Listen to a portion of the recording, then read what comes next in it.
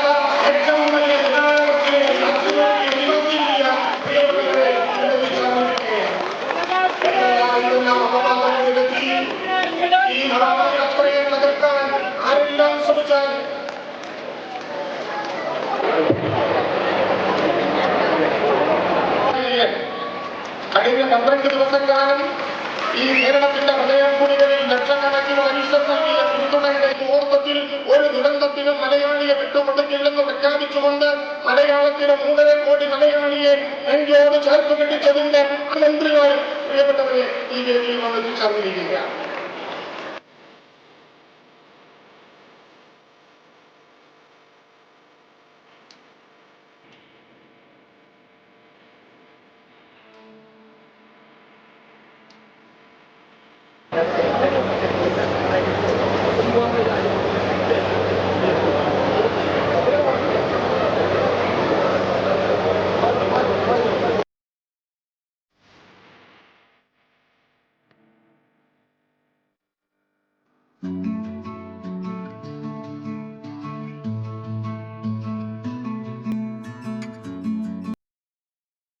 രണ്ടര വർഷക്കാലം ഈ സർക്കാർ എന്തൊക്കെ ചെയ്തു എന്ന് ജനങ്ങളിലേക്ക് ഇറങ്ങിച്ചെന്ന് പറയുന്നത് ഏതെങ്കിലും പ്രധാനപ്പെട്ട പാതയിലൂടെ മാത്രം സഞ്ചരിച്ചിട്ടല്ല. കേരളത്തിലെ 140 നിയമസഭാ മണ്ഡലങ്ങളിൽ ജനങ്ങളെ കാണാനും കേൾക്കാനും പറയാനും നവംബർ മാസം 18-ന് ആരംഭിച്ചതാണ് നവകേരള സദസ്. 4 ജില്ലകൾ പിന്നീട് ഇപ്പൊ മലപ്പുറം ജില്ലയിൽ എത്തിയിരിക്കുന്നു.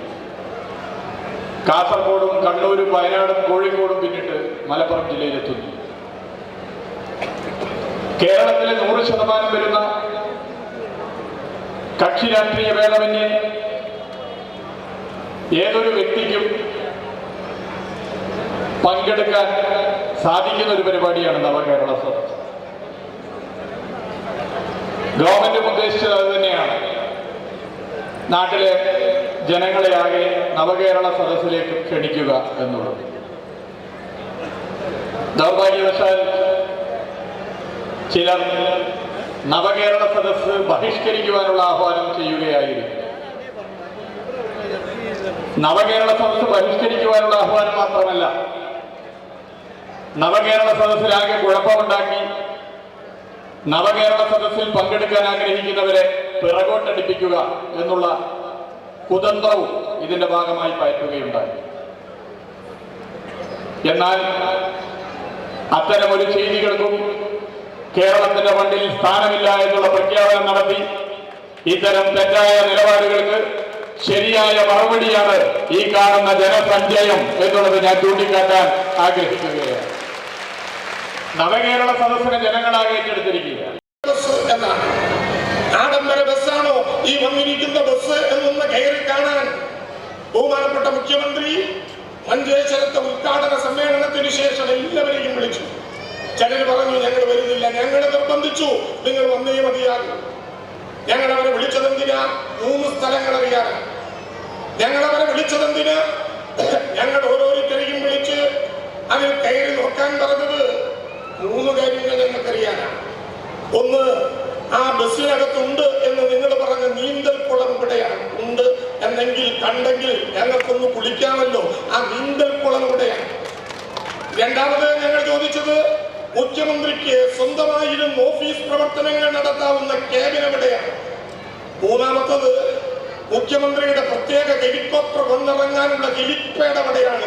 ഇത് 3 കാണിച്ചു തരാനുള്ള ഗ്യാരണ്ടിയോടെ അകത്ത് കയറിയവരാരും അതിന് ഉത്തരം പറഞ്ഞിട്ടില്ലെന്ന് മാത്രമല്ല, അന്ന് നിർത്തി ആഡംബര ബസ്സിനെ കുറിച്ചിട്ടുള്ള അഭിപ്രായ പ്രകടനങ്ങൾ. ഈ നവകേരള സദസ്സിൽ പങ്കെടുക്കുന്നതിന് ഇവിടെ എത്തിച്ചേർന്നിട്ടുള്ള ഏറ്റവും പ്രിയപ്പെട്ട സഹോദരി സഹോദരന്മാരെ, കൊച്ചുകൂട്ടുകാരെ, കഴിഞ്ഞ 12 ദിവസങ്ങളായി കാസർഗോഡ് ജില്ലയിലെ മഞ്ചേശ്വരത്ത് നിന്ന് ആരംഭിച്ച് ഇന്ന് ഈ മങ്കട മണ്ഡലത്തിൽ എത്തിച്ചേരുന്നതുവരെയുള്ള വിവിധ വേദികളിൽ 10,000-കണക്കിന് മനുഷ്യരാണ് ബഹുമാന്യനായ മുഖ്യമന്ത്രി നയിക്കുന്ന നവകേരള സദസ്സിൽ പങ്കെടുക്കുന്നതിന്, അദ്ദേഹം പറയുന്നത് കേൾക്കാനും അദ്ദേഹത്തെ കാണാനും അതുപോലെ ഞങ്ങൾ പറയുന്നത് കേൾക്കാനുമായിട്ട് വിവിധ സദസ്സുകളിൽ തടിച്ചുകൂടുന്നത്. ബഹുമാന്യനായ പൊതുമരാമത്ത് വകുപ്പ് മന്ത്രി ആ അനുഭവങ്ങൾ ഇവിടെ ചെറുതായി സൂചിപ്പിക്കുകയുണ്ടായി. പൂഴിയിട്ടാൽ കാണാത്തതുപോലെ ജനനിബിഡമായിട്ടുള്ള സദസ്സുകളെയാണ് ഞങ്ങൾക്ക് കാണാൻ സാധിക്കുന്നത്. സ്ത്രീകളും പുരുഷന്മാരും യുവതി യുവാക്കൾ, കൊച്ചു കുഞ്ഞുങ്ങൾ, പ്രായം ചെന്നവർ, വന്ധ്യവയോധികർ എല്ലാവരും ചേരുന്ന സമൂഹത്തിന്റെ ഒരു പരിച്ഛേദം തന്നെയാണ് ഈ സദസ്സുകളിൽ നമുക്ക് കാണാൻ കഴിയുന്നത്. ഈ സദസ്സുകൾ കേരളത്തിന്റെ പൊതുമണ്ഡലത്തിൽ ഏറ്റവും അഭിമാനപൂർവ്വം പ്രഖ്യാപിക്കുന്ന ഒരു കാര്യമുണ്ട്. കോവിഡ് ആയാലും പ്രളയമായാലും നീപ്പയായാലും പ്രതികൂല സാഹചര്യങ്ങളെ കരുത്തോടെ നീന്തി കടക്കാൻ ഈ ജനങ്ങൾക്കാകെ ആത്മവിശ്വാസം പകർന്ന ഒരു ധീര നേതൃത്വമാണ് ഇന്ന് കേരളത്തിലുള്ളത് എന്നുള്ളത്.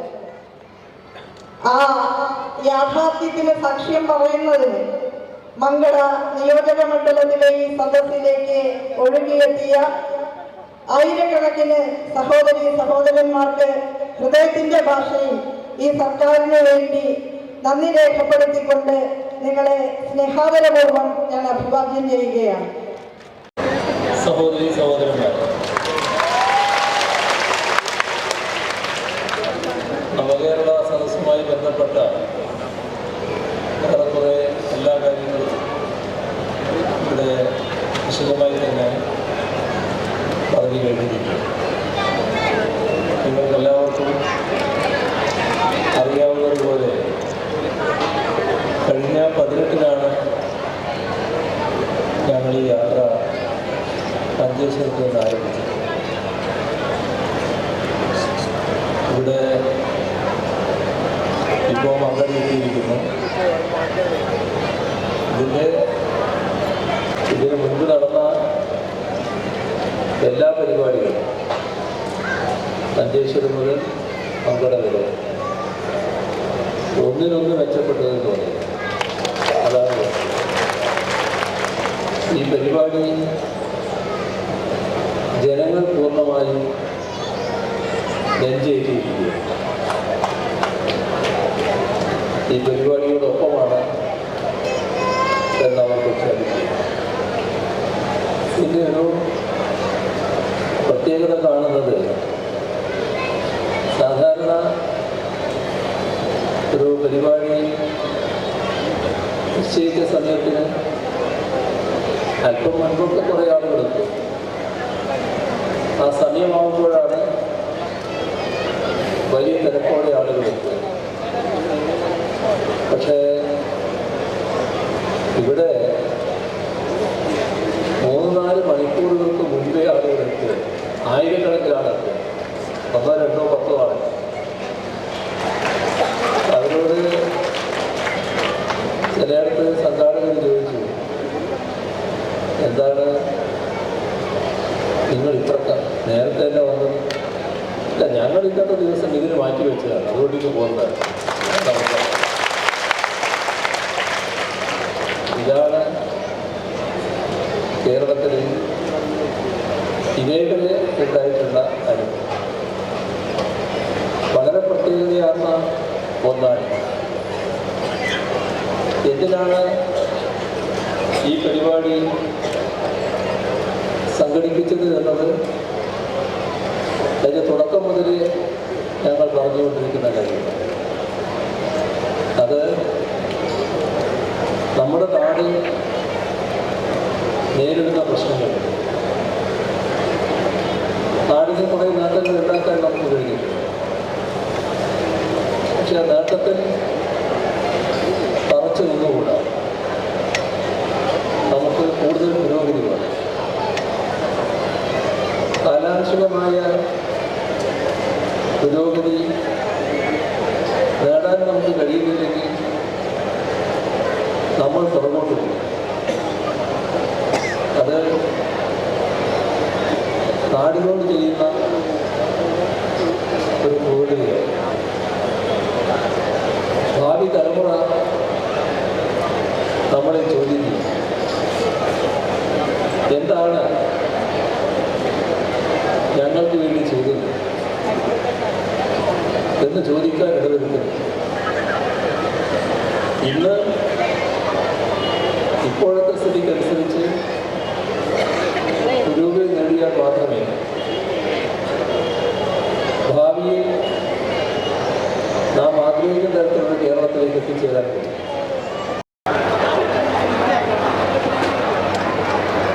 നവകേരള സദസ്സ്